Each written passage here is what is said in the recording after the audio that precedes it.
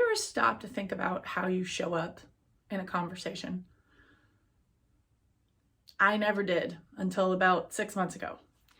My partner and I were having one of those discussions that had loud voices and disagreements and difficulty.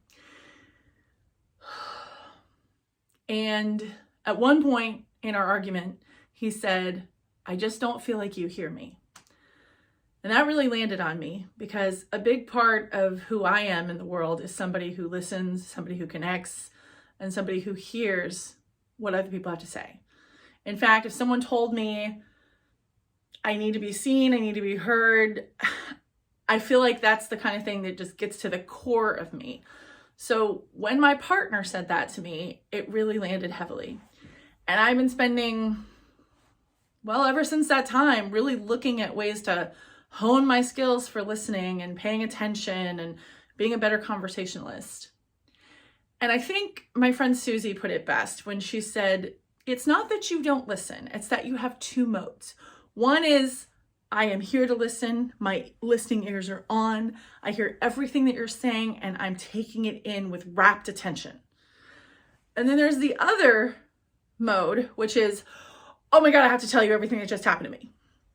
Which, as I understand it from the things I'm learning, is very common for extroverts. Surprising no one, I'm an extrovert.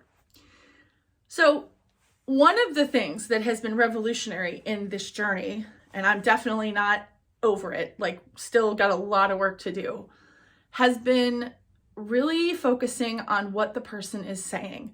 And sometimes I even repeat the last 3 or 4 words in my head before thinking about what I'm going to say. This is a dramatic shift to what I normally do in conversation.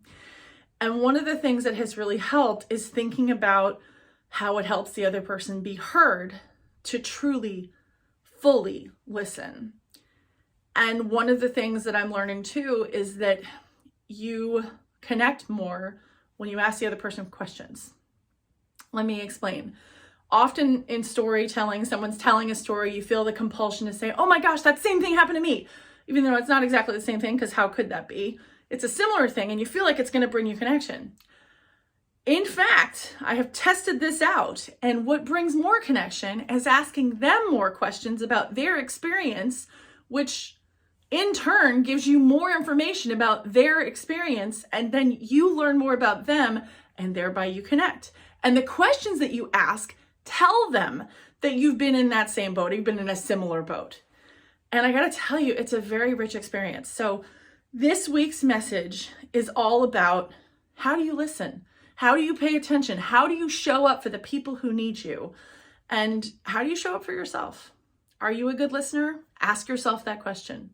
I'm Jen Haston. This week's episode for Haston Helping Hands is complete. I'll see y'all next week. Bye.